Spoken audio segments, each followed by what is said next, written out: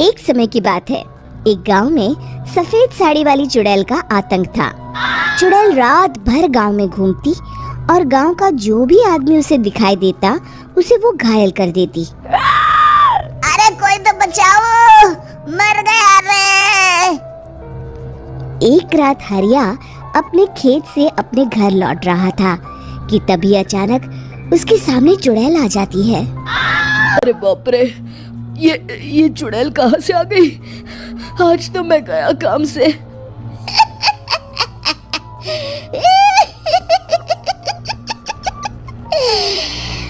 आज मुझे मेरा शिकार मिल गया। अरे चुड़ैल दीदी, मुझे छोड़ दो। जैसे ही चुड़ैल हरिया की तरफ बढ़ती है, हरिया वहाँ से भाग जाता है और अपने घर के दरवाजे पे पहुँचता है।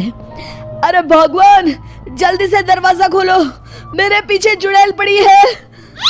हरिया की पत्नी जल्दी से दरवाजा खोल देती है। अरे आप इतना हाफ क्यों रहे हैं? अरे मेरे पीछे चुड़ैल पड़ी है, आज तो मैं बाल बाल बच गया। जल्दी से सभी दरवाजे और सभी खिड़कियों को बंद करके बत्ती बुझा दो। तभी चुड़ैल हरिया के घर के पास पहुंच जाती है। अरे वो आदमी कहाँ गायब हो गया? मैं भी देखती हूँ आखिर कब तक बचेगा। मैं अपने शिकार को इतनी आसानी से नहीं छोड़ती। इतना कहकर चुड़ैल वहां से चली जाती है। वहीं दूसरी तरफ हरिया और उसकी पत्नी दोनों अपने घर की खिड़की से ये सब देख रहे होते हैं। अरे बाप रे, ये तो बड़ी डरावनी चुड़ैल थी। अगले दिन ये बात आग की तरह पूरे गांव में फैल जाती है और धीरे धीरे लोग चुड़ैल के डर के मारे शाम होते ही अपने घरों से बाहर निकलना बंद कर देते हैं। कुछ दिनों के बाद भाई, मैंने तो इस चुड़ैल के डर के मारे रात को अपने खेतों को पानी देना बंद कर दिया है। कहीं मेरी फसल सूख गई तो मैं तो कहीं का नहीं रहूंगा। साहूकार का कर्जा कैसे चुकाऊंगा? अरे भाई, पूरे गांव वालों का यही हाल है। पता नहीं ये चुड़ैल हमारे गांव में कहां से आ गई। फिर एक दिन गांव के पास वाली नदी के किनारे एक बहुत बड़े तांत्रिक के आने की बात कुछ गांव वालों को पता चलती है। वो लोग जाके ये बात गांव के मुखिया को बताते हैं। मुखिया जी, नदी के किनारे एक बहुत ही पहुंचे हुए तांत्रिक बाबा आए हैं। हमें उनसे मदद मांगनी चाहिए। मैंने सुना है वो बड़े बड़े भूतों और चुड़ैलों को अपने वश में कर लेते हैं। मुखिया जी सभी गांव वालों को लेकर उस तांत्रिक के पास पहुंच जाते हैं। ओम फट स्वाहा, ओम फट स्वाहा। तभी तांत्रिक अपनी बंद आंखों को खोलकर कहता है, क्या बात है? तुम सब लोग यहाँ क्यों आए हो? मुखिया जी उस तांत्रिक को सारी बात बता देते हैं। अच्छा, तो ये बात है। और तांत्रिक अपनी आंखों को बंद कर लेता है। मैं देख रहा हूँ तुम्हारे पूर्वजों ने बहुत पाप किए थे, जिससे ये गांव अब श्रापित हो चुका है। उसी के फल स्वरूप तुम्हारे गांव में चुड़ैल आई है। ये चुड़ैल बहुत खतरनाक है, ये किसी को नहीं छोड़ेगी। हे भगवान, मर गए रे, अब क्या होगा? तभी गांव के मुखिया जी कहते हैं, बाबा, इस चुड़ैल से हम सबको बचा लीजिए। कोई तो उपाय होगा। इसका सिर्फ एक ही उपाय है। सभी गांव वालों को बारी बारी हर दिन अपनी आधी फसल उस पहाड़ी के ऊपर बनी काली गुफा में छोड़ के आनी होगी। तभी उस चुड़ैल की भूख मिटेगी और श्राप का प्रभाव खत्म हो जाएगा और तुम सब जिंदा बच जाओगे। सभी गांव वाले उस तांत्रिक की बात को मान लेते हैं और वहां से चले जाते हैं। फिर अगले दिन से रोज उस गांव के लोग बारी बारी से अपनी आधी फसल उस काली गुफा के पास जाकर रखाते। कुछ दिनों बाद हरिया की बारी आती है। बाप रे, आज तो मेरी बारी है उस काली गुफा में जाने की। क्या करूं, वो तो बड़ी खतरनाक चुड़ैल है। मेरे तो हाथ पैर कांप रहे हैं। फिर हरिया डरते डरते अनाज की बोरियां अपनी बैलगाड़ी में लाद देता है। तभी हरिया की पत्नी उससे कहती है, देखो जी, संभल के जाना और किसी भी हालत में शाम होने से पहले वापस आ जाना। उस चुड़ैल का कोई भरोसा नहीं है जी। हरिया बैलगाड़ी में बैठते हुए कहता है, भगवान, मैं क्या वापस आऊंगा।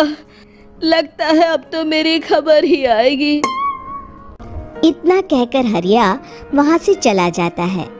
रास्ते में जंगल से गुजरते हुए हरिया की बैलगाड़ी का एक चक्का बड़े गड्ढे में फंस जाता है। हे भगवान, अब ये क्या मुसीबत है।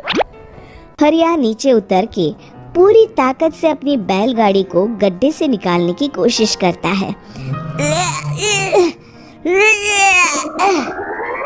बहुत देर मेहनत करने के बाद हरिया की बैलगाड़ी उस गड्ढे से बाहर निकल जाती है। हे भगवान, अब तो शाम होने वाली है।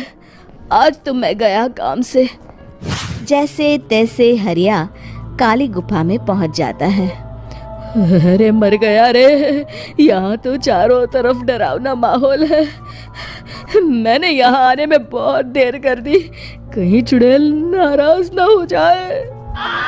हरिया अनाज की बोरियां वहां रख के जैसे ही जाने लगता है, तभी उसे किसी के आने की आवाज सुनाई देती है। हरिया एक कोने में छुपकर अंदर देखने लगता है। चुड़ैल वहां आती है और फिर अपने चेहरे से नकली चुड़ैल का मुखौटा निकाल देती है। हरिया ये देख के हक्का बक्का रह जाता है। तभी चुड़ैल कहती है, भैया यहाँ आना, आज तो बहुत अनाज आया है। इसे मिलाकर अब हमारे पास ढेर सारा अनाज जमा हो गया है। कल ही हम इसे शहर में बेच आएंगे और माला माल हो जाएंगे।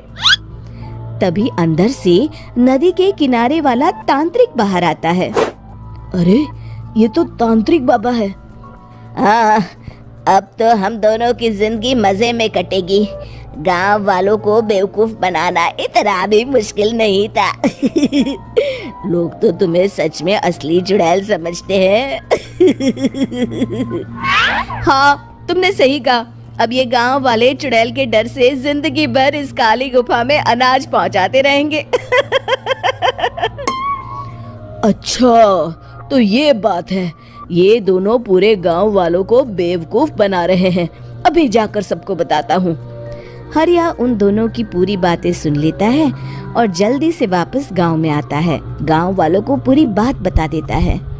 इससे पहले वो दोनों हमारा अनाज लेकर शहर जाए, हमें उन दोनों को पकड़ना होगा।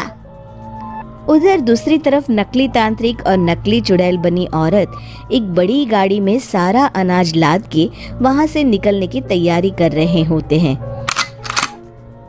जल्दी करो, इससे पहले हमें कोई देख ले। हमें यहाँ से निकलना होगा। और तभी वो दोनों देखते हैं कि सामने से सभी गांव वाले अपने अपने हाथों में मशाल लेके आ रहे हैं। दोनों बुरी तरह डर जाते हैं। रुक जाओ, तुम दोनों का भांडा फूट चुका है। अरे मर गए रे, ये गांव वाले कहाँ से आ गए? तुमने क्या सोचा इतनी आसानी से यहाँ से निकल जाओगे? ये अनाज हमने अपने खून पसीने से दिन रात खेतों में मेहनत करके उगाया है। दोनों मुखिया जी के पैरों में गिर जाते हैं। हमें माफ कर दीजिए, हम दोनों एक नंबर के कामचोर हैं। बिना मेहनत किए पैसे कमाना चाहते थे। हाँ, अब हम आगे से मेहनत मजदूरी करके पैसे कमाएंगे। हमें कुछ मत करना, हमें छोड़ दीजिए। इतना कह के दोनों गांव छोड़ के भाग जाते हैं और सभी गांव वाले फिर से खुशी खुशी रहने लगते हैं। शिक्षा, तभी तो कहते हैं कि किसी भी समस्या का समाधान केवल सूझबूझ से ही करना चाहिए और कभी हिम्मत नहीं हारनी चाहिए। दोस्तों, हमें उम्मीद है कि आपको हमारी ये कहानी पसंद आई होगी। कृपया हमारे चैनल को सब्सक्राइब करें और सभी अपडेट्स के लिए बेल आइकन जरूर दबाएं। और हाँ, वीडियो लाइक और शेयर करना मत भूलिएगा। Bye bye.